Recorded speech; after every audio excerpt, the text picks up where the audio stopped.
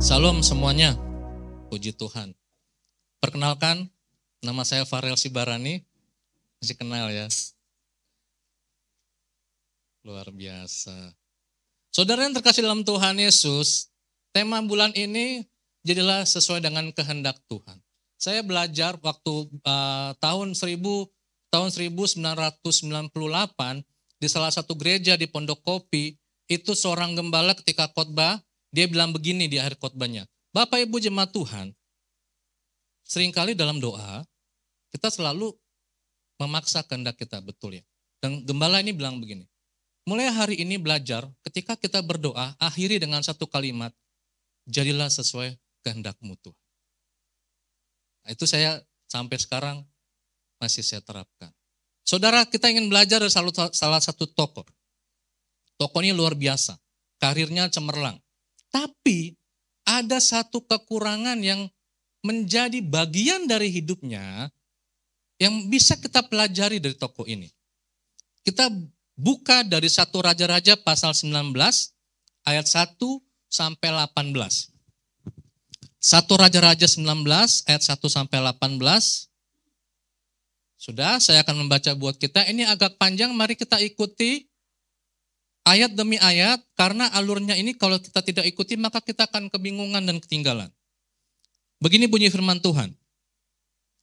Ketika Ahab memberitahukan kepada Isabel segala yang dilakukan Elia dan perihal Elia membunuh semua nabi itu dengan pedang, maka Isabel menyuruh seorang suruhan mengatakan kepada Elia, beginilah kiranya para Allah menghukum aku, bahkan lebih lagi daripada itu, jika besok kira-kira pada waktu ini aku tidak membuat nyawamu sama seperti nyawa salah seorang dari mereka itu.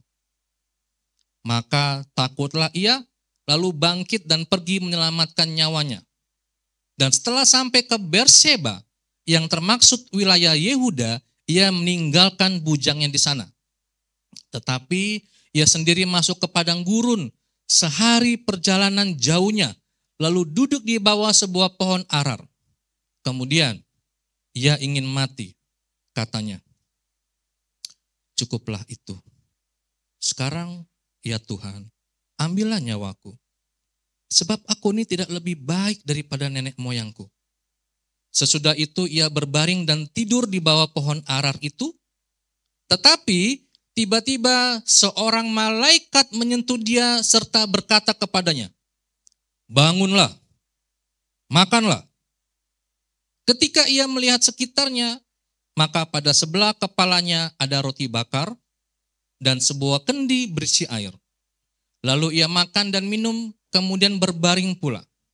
Tetapi malaikat Tuhan datang untuk kedua kalinya dan menyentuh dia serta berkata, bangunlah, makanlah. Sebab kalau tidak, perjalananmu nanti terlalu jauh bagimu. Maka bangunlah ia, lalu makan dan minum, dan oleh kekuatan makanan itu ia berjalan 40 hari, 40 malam lamanya sampai ke gunung Allah, yakni gunung Horeb. Di sana masuklah ia ke dalam sebuah gua dan bermalam di situ. Maka firman Tuhan datang kepadanya, demikian. Apakah kerjamu di sini, hai Elia? Jawabnya, aku bekerja segiat-giatnya bagi Tuhan, Allah semesta alam, karena orang Israel meninggalkan perjanjianmu, meruntuhkan mesbah-mesbahmu, dan membunuh nabi-nabimu dengan pedang. Hanya aku seorang dirilah yang masih hidup, dan mereka ingin mencabut nyawaku. Lalu firman-Nya, keluarlah dan berdiri di atas gunung itu di hadapan Tuhan. Maka Tuhan lalu, angin besar dan kuat, yang membelah gunung-gunung dan memecahkan bukit-bukit batu mendahului Tuhan. Tetapi tidak ada Tuhan dalam angin itu, dan sesudah angin itu datanglah gempa. Tetapi tidak ada Tuhan dalam gempa itu. Dan sesudah gempa itu datanglah api, tetapi tidak ada Tuhan dalam api itu. Dan sesudah api itu datanglah bunyi angin sepoi-sepoi basah. Segera sesudah Elia mendengarnya, ia menyelubungi mukanya dengan jubahnya, lalu pergi keluar dan berdiri di pintu gua itu. Maka datanglah suara kepadanya yang berbunyi, apakah kerjamu di sini, hai Elia? Jawabnya, aku bekerja segiat-giatnya bagi Tuhan Allah semesta alam, karena orang Israel meninggalkan perjanjianmu, meruntuhkan mesbah-mesbahmu dan membunuh nabi-nabimu dengan pedang. Hanya aku seorang dirilah yang masih hidup dan mereka ingin mencabut nyawaku. Firman Tuhan kepadanya, pergilah, kembalilah ke jalanmu melalui padang gurun ke Damsyik, dan setelah engkau sampai engkau harus mengurapi Hazael menjadi raja atas Aram. Juga Yehu cucu Nimsi haruslah kau urapi menjadi raja atas Israel. Dan Elisa bin Safat dari Abel Mehola harus kau urapi menjadi nabi menggantikan engkau. Maka siapa yang terluput dari pedang Hazael akan dibunuh oleh Yehu, dan siapa yang terluput dari pedang Yehu akan dibunuh oleh Elisa.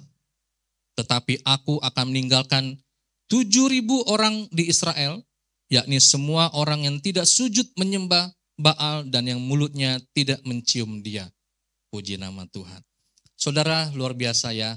Bapak Ibu yang kasih dalam Tuhan Yesus, saya hari ini akan mengajak kita dengan satu tema kecil. Tema besarnya kan jadilah sesuai dengan kehendak Tuhan. Tapi saya ingin mengajak kita belajar dari Nabi Elia ini, yaitu berorientasi pada hasil.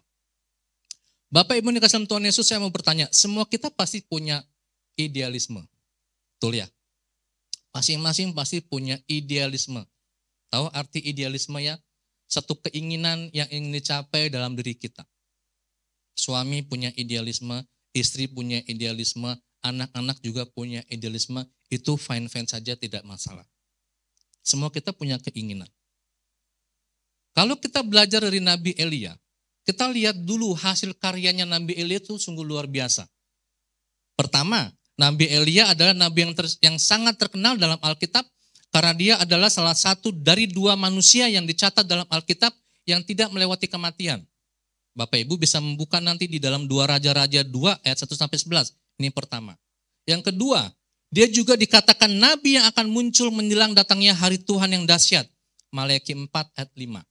Yang ketiga, dalam peristiwa Tuhan Yesus dimuliakan di atas gunung, Elia muncul bersama dengan Musa. Lukas 9 ayat 30. Yang keempat, dalam kitab Yakobus dia dijadikan contoh kuasa doa dari orang benar. Yakobus 5 ayat 17-18. Yang keenam, dia juga berani menantang Ahab dan Isabel beserta para nabi Baal untuk membuktikan siapakah Allah yang lebih berkuasa. Allah Yahweh atau Baal. 1 Raja-Raja pasal 18. Luar biasa bukan? Apalagi yang kurang dari Elia? Profilnya sungguh membanggakan. Hebat. Tidak ada cacat celah. Kalau kita kalau kehidupan ini diibaratkan sebuah buku, bab demi bab dalam bukunya Elia ini sungguh mengesankan. Bab 1, bab 2, bab 3. Tetapi ada satu bab di dalam kehidupan Elia yang sangat membuat dia putus asa, stres, depresi sampai dia mau bunuh diri. Seorang nabi besar bernama Elia mau bunuh diri, Bapak Ibu. Dalam bukunya dicatat di situ bagaimana Elia mau bunuh diri. Mari kita perhatikan. Kenapa dia bisa bunuh diri? Saudara yang terkasih dalam Tuhan Yesus, pada waktu itu Elia terlihat begitu kokoh. Betul ya? Elia terlihat begitu berkuasa. Begitu berani. Akan tetapi ada satu keanehan di sini bahwa setelah berhasil menurunkan api dari langit, lalu menyembelih 450 nabi Baal dan menurunkan hujan dari langit, ternyata ia lari terbirit-birit hanya karena ancaman seorang wanita. Dalam pasal 1 ayat pasal 1 Raja-Raja 19 ayat 1-3. Dia lari. Dia nggak berani menghadapi seorang wanita. Dan tidak sampai di situ saja, dia menjadi begitu putus asa sehingga ingin mati. Pasal 4 ayat 4.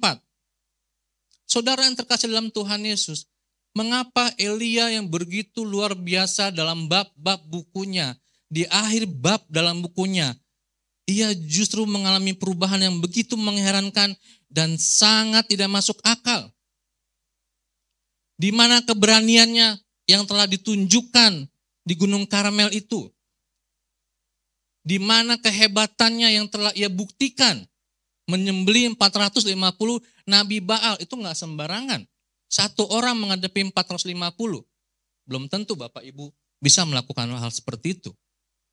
Walaupun Bapak Ibu punya kekuatan yang besar. Suatu perubahan yang mengherankan dan sangat menyedihkan. Saudara yang terkasih dalam Tuhan Yesus, memang kalau peristiwa Elia kita lihat sepintas lalu, maka rasanya perubahan itu tidak masuk akal. Betul? Karena dia begitu berani, sendirian loh. Nggak ada yang menampingi dia ketika mengalahkan 450 Nabi Baal, nggak ada. Sendirian dia, berjuang dia, begitu hebatnya dia.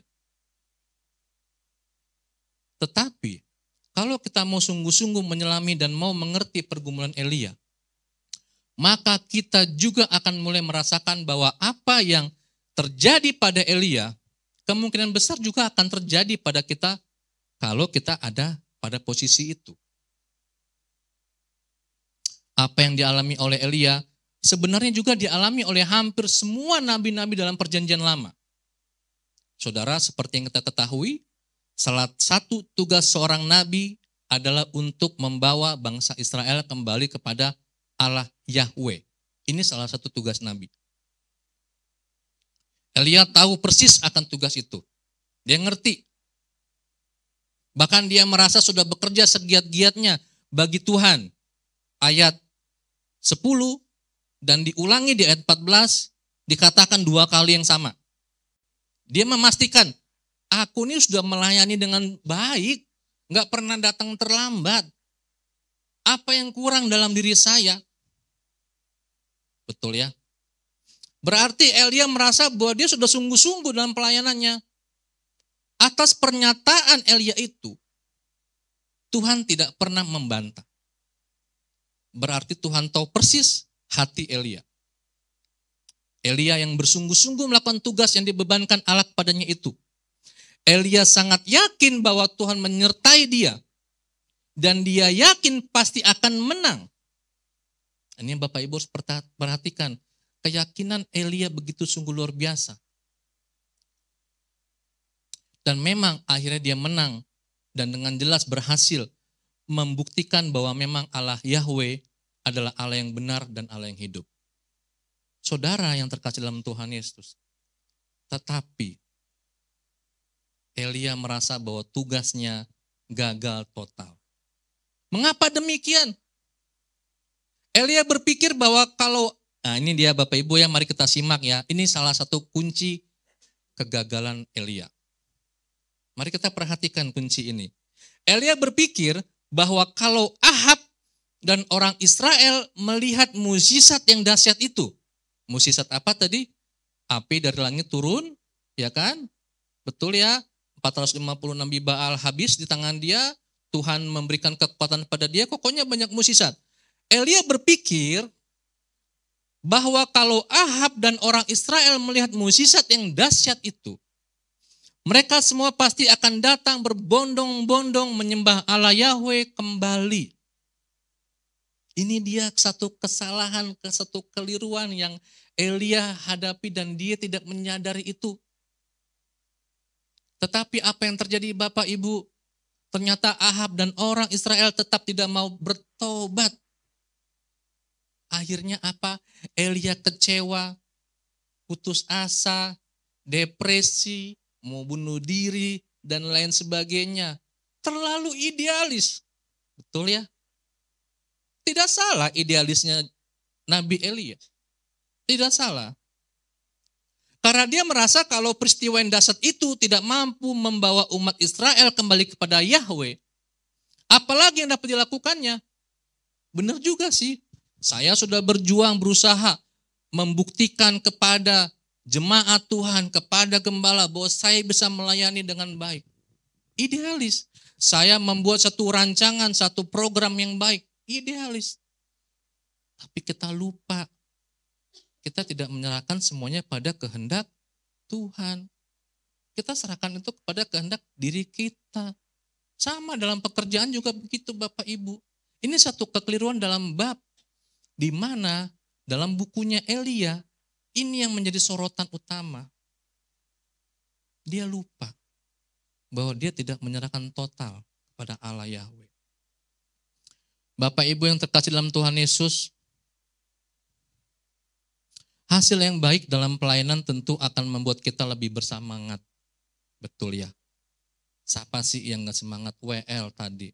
Pasti dalam hatinya, wah luar biasa ya singernya semangat, musiknya enak. Semangat, besok-besok pelayanan juga semangat. Atau pemain musik, atau siapapun, Aser, semangat. Berhasil pelayanan saya.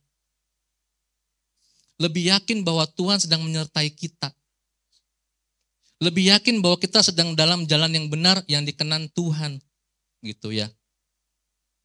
Tetapi kalau pelayanan kita tidak ada hasilnya, bukankah akan muncul pertanyaan-pertanyaan seperti, apakah ada dosa yang tersembunyi yang menghalangi pelayanan saya? Kok saya bisa gagal hari ini? Apakah saya punya ambisi yang tidak berkenan di hadapan Tuhan? Kok saya bisa lupa liriknya? Apakah saya tidak berlatih dengan baik? Kok saya bisa lupa notnya? Kita mulai bertanya, kenapa dengan diri saya ini pada hari ini? Padahal saya sudah mempersiapkan segala sesuatu dengan maksimal. Kalau diri saya beres di hadapan Tuhan, mengapa pelayanan saya gagal? Bapak Ibu yang terkasih dalam Tuhan Yesus, wajar kita bertanya, wajar kita punya pendapat seperti itu. Tentu ada sesuatu yang salah. Sebab kalau kita benar dan berkenan di hadapan Allah, maka pasti menurut pemahaman kita, betul ya, sekali lagi menurut pemahaman kita, pelayanan kita diberkati dan memberikan hasil yang baik. Itu menurut kita. Tetapi kan belum tentu menurut Tuhan seperti apa. Saudara, Elia dan juga kita bisa saja merasa kecewa dan putus asa dalam pelayanan, bahkan dalam kehidupan ini. Karena Elia dan kita berorientasi kepada hasil. Hasil yang kita kejar. Kita nggak kejar apa maunya Tuhan dalam hidup kita. Kita kejar hasil. Rumah tangga saya baik-baik saja. Anak saya kuliah dengan baik. Karir saya cemerlang. Peningkatan jenjang karir sempurna. Uang di rekening tidak habis. Hasil. Karena hasilnya seperti itu. Betul ya? Tidak salah. Makin dahsyat hasilnya, berarti makin Tuhan berkenan kepada kita. Kan seperti itu. Makin banyak jemaat JKI Home, maka kita berpikir Tuhan berkenan terhadap pelayanan kita. Kan seperti itu. Bapak Ibu yang terkasih dalam Tuhan Yesus, bukankah itu yang diajarkan dan disaksikan Alkitab? Bukankah banyak contoh di Alkitab tentang tokoh yang dibuat Tuhan berhasil dalam segala hal karena dia berkenan pada Tuhan? Saya ambil contoh, Yusuf, Kejadian 39 ayat 2-3. Yosua 1 ayat 8. Daud, 1 Samuel 18 ayat 14. Ini contoh-contoh yang bagaimana tokoh-tokoh Alkitab berhasil dalam pelayanannya dan disertai Tuhan. Jelas, mereka adalah orang-orang yang berkenan kepada Tuhan. Dan Tuhan membuat pekerjaan mereka semua berhasil. Kalau berhasil, pasti Tuhan berkenan. Kan begitu dalam pikiran kita. Betul ya? Kalau gagal, pasti ada sesuatu yang salah dalam diri kita. Hanya itu saja kok. Tidak ada yang lain. Bapak Ibu yang terkasih dalam Tuhan Yesus, apakah Tuhan berkenan atau tidak atas pelayanan kita? Bukan hanya dilihat dari keberhasilan pelayanan kita saja. Contohnya tadi dalam kitab 1 Raja-Raja ini, ada angin besar, ada gempa, dan ada api yang dahsyat. Dan itu tidak selalu menunjukkan ada penyertaan Tuhan di situ. Makanya Elia bingung. Ini kan pernah saya rasakan, ini kan pernah saya alami, Tapi kok nggak ada Tuhan di situ, yang dahsyat itu kok nggak ada Tuhan, kenapa? Saudara, justru Tuhan hadir dalam angin sepoi-sepoi basah. Artinya apa? Tuhan hadir dalam keheningan. Betul ya? Tuhan tidak ingin show off, menunjukkan siapa dirinya. Tapi Tuhan hadir dalam keheningan, kesucian, diam, duduk, berdoa, masuk kamar. Rendahkan diri kamu. Itu yang Tuhan inginkan. Saudara yang terkasih dalam Tuhan Yesus, hasil pelayanan adalah 100% milik Allah. Bukan milik gereja. Bukan milik saya. Hasil pelayanan adalah 100% milik Allah. Keberhasilan terjadi karena Allah yang menghendaki pelayanan itu berhasil. Kalau Allah tidak mau membuat sesuatu hasil apapun dari semua pelayanan kita, paling tidak demikian kelihatannya, maka pasti tidak akan ada satu hasil apapun. Yesaya, saya ambil contoh lagi ya Bapak Ibu, Yesaya dipanggil oleh Allah untuk melayani dengan suatu kondisi bahwa semua pelayanan tidak akan berhasil.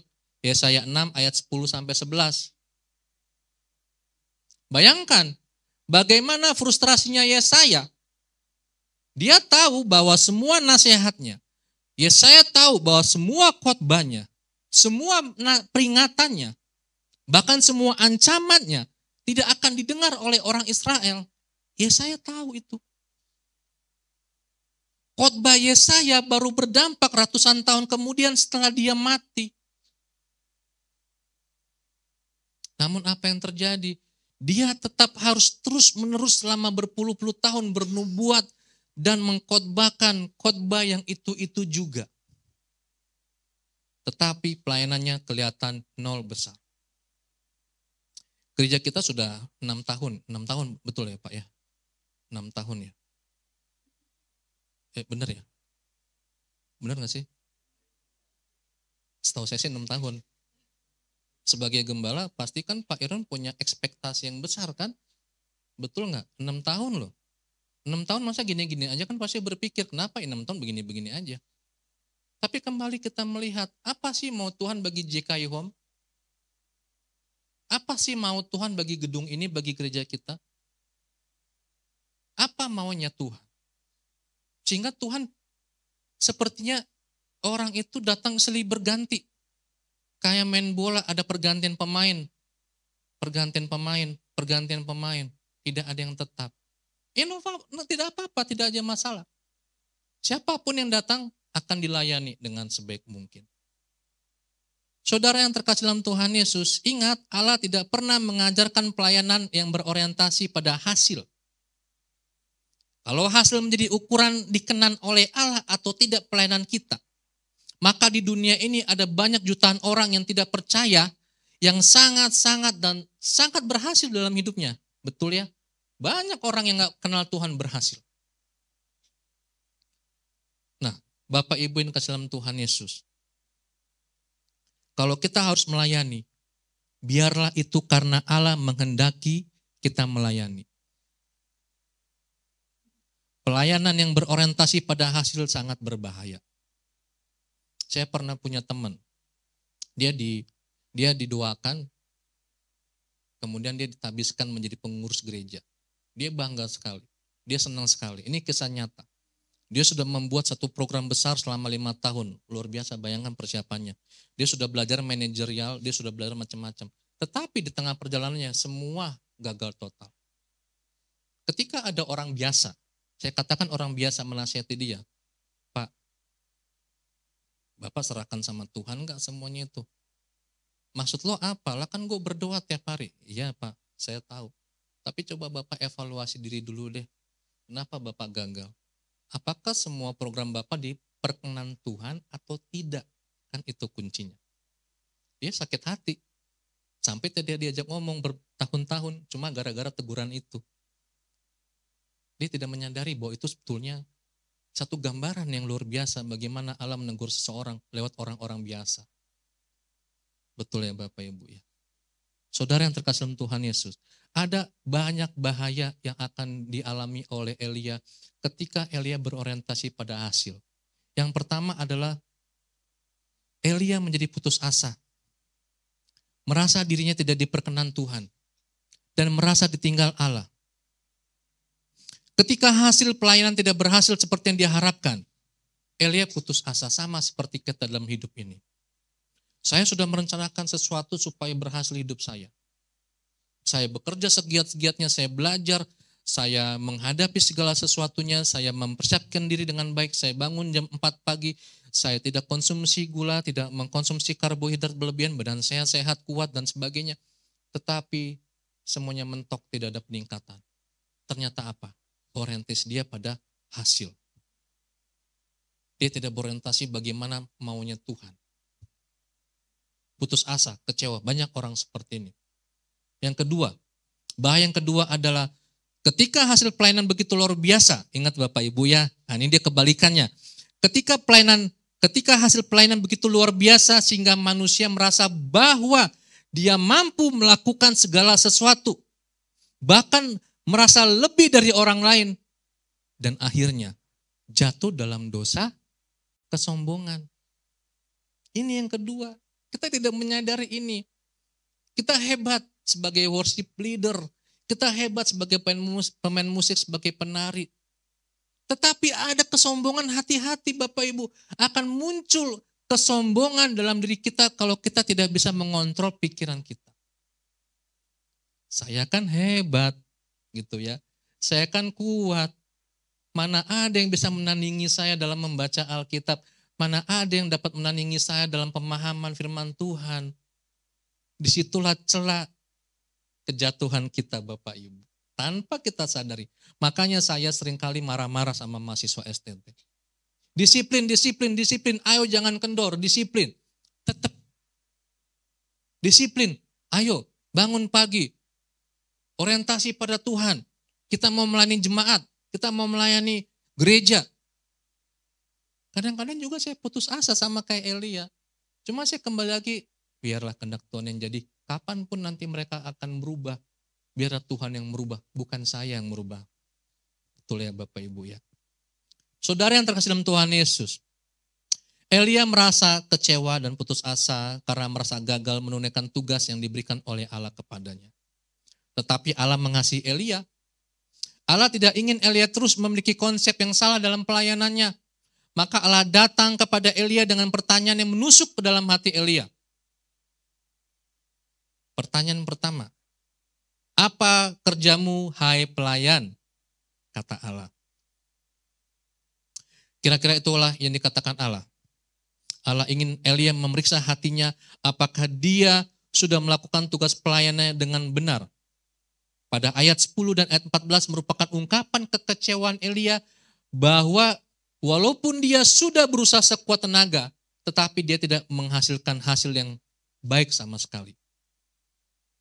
Memang pelayanan Elia di mata manusia sama sekali tidak membuahkan hasil. Tetapi Allah sebenarnya sangat-sangat dan sangat berkenan dalam pelayanan itu. Sebab itu Allah ingin membantah fakta bahwa Elia telah berusaha sekuat-kuat tenaga. Ternyata usaha kita sekuat tenaga kalau tidak diperkenan Tuhan juga tidak maksimal, Bapak Ibu yang terkasih dalam Tuhan Yesus. Melakukan tugas pelayanan dengan sekuat tenaga itulah yang dilihat Allah. Orang Israel dan Ahab mau bertobat atau tidak bertobat itu bukan urusan Elia. Itu urusan dan tugas Allah. Elia tidak pernah akan bisa membuat orang Israel dan juga Ahab bertobat melalui fenomena yang dahsyat sekalipun. Tidak akan bisa. Itu tugasnya Allah. Jangan pernah kita mengambil tugas Allah. Seringkali kita maunya mengambil tugas Allah. Sementara tugas kita kasih kepada Allah. Kebalik peranan kita. Ahab dan orang Israel melihat dengan mata kepala mereka bagaimana api turun dari langit. Tetapi mereka tidak bertobat. Saudara yang terkasih dalam Tuhan Yesus. Pertobatan memerlukan kuasa yang jauh lebih besar dan lebih dahsyat dari sekedar fenomena mukjizat, yaitu kuasa Roh Kudus.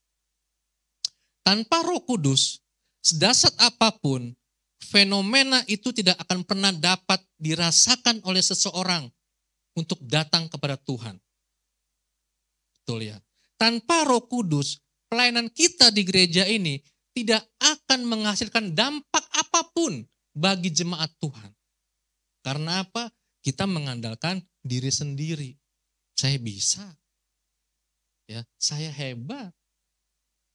Kita tidak pernah sadari itu Bapak Ibu yang terkasih dalam Tuhan Yesus. Saudara yang terkasih dalam Tuhan Yesus, kadang-kadang kita merasa bahwa hidup ini sudah biasa-biasa saja. Kita tidak pernah lagi bisa merasakan rasanya kasih Tuhan dalam hidup kita ini. Padahal, kalau kita menyadari konsepnya, selama ini salah. Allah tetap mengasihi kita walaupun kita gagal dalam setiap kehidupan kita ini. Kenapa? Contohnya, kita bisa melihat langit, kita bisa melihat alam semesta yang luar biasa, itu menjadi biasa bagi kita karena tiap malam kita melihatnya. Coba sekali-sekali tanya sama orang, mohon maaf ya, yang tidak bisa melihat. Tanya sama mereka gimana sih bentuk langit, dia nggak tahu. Tapi ketika dia dikasih satu kesempatan untuk bisa melihat, dia akan merasa, wah luar biasa ciptaan Tuhan, ternyata langit ini seperti ini.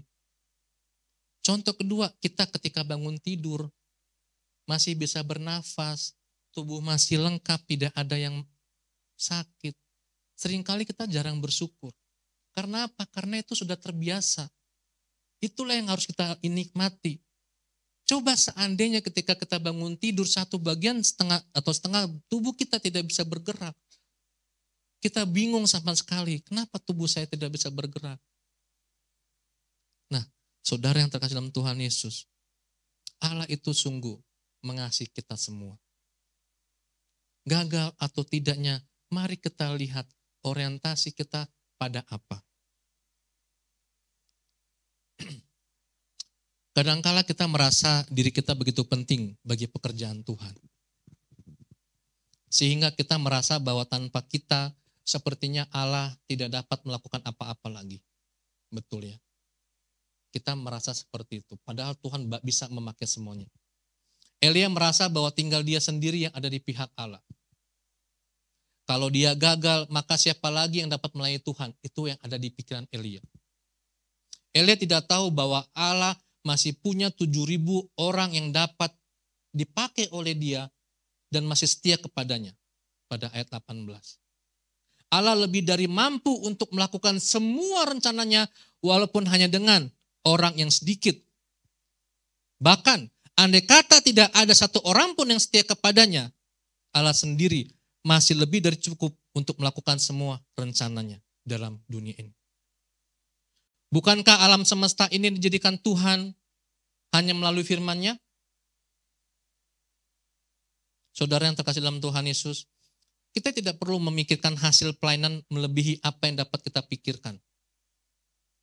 Karena bukan itu yang terutama dilihat Allah. Allah hanya melihat hati kita. Tulus enggak kita ikut ibadah? Tulus enggak kita datang ibadah? Tulus enggak kita melayani Tuhan? Apakah kita sudah berusaha sekuat tenaga atau kita hanya setengah hati? Allah tahu. Dan yang paling menentukan apakah kita dikenan Tuhan atau tidak, Allah yang tahu. Bapak Ibu yang terkasih dalam Tuhan Yesus, memang tidak mudah untuk tetap bersemangat dan tetap yakin bahwa Allah beserta kita. Tidak mudah rasanya. Capek tubuh ini. Kok begini-begini saja hidup saya Tuhan. Dari tahun ke tahun, buku dari bab demi bab yang saya susun, tampaknya tidak ada yang istimewa. Hidup kita tidak memuaskan hati Allah, apalagi hati kita. Apalagi kalau hasilnya kelihatan lebih buruk. Tetapi saudara, bukankah itu yang dialami oleh para nabi pada zaman perjanjian lama? dan juga yang dialami oleh Tuhan Yesus. Bahkan Habakuk sangat mengerti kebenaran ini. Mari kita buka Habakuk 3.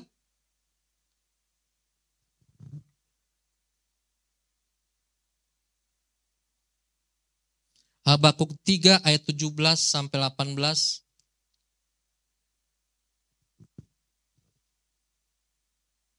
Dia menulis, sekalipun pohon ara tidak berbunga, pohon anggur tidak berbuah, hasil pohon zaitun mengecewakan, sekalipun ladang-ladang tidak menghasilkan bahan makanan, kambing domba terhalau dari kurungan, dan tidak ada lembu sapi dalam kandang.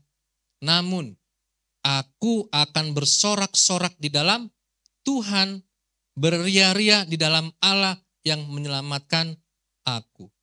Bapak Ibu yang terkasih dalam Tuhan Yesus, Habakuk sungguh-sungguh percaya bahwa Allah tidak pernah merencanakan yang jahat dan semua rencana Allah pasti baik. Yeremia 29 ayat 11. Sebab itu, walaupun di dalam bab buku yang kita sedang susun, hasilnya sangat mengecewakan, mari jangan sampai kita depresi. Habakuk tidak depresi.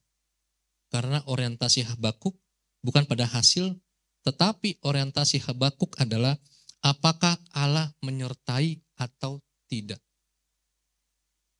Kalau Allah menyertai, maka itu pasti baik.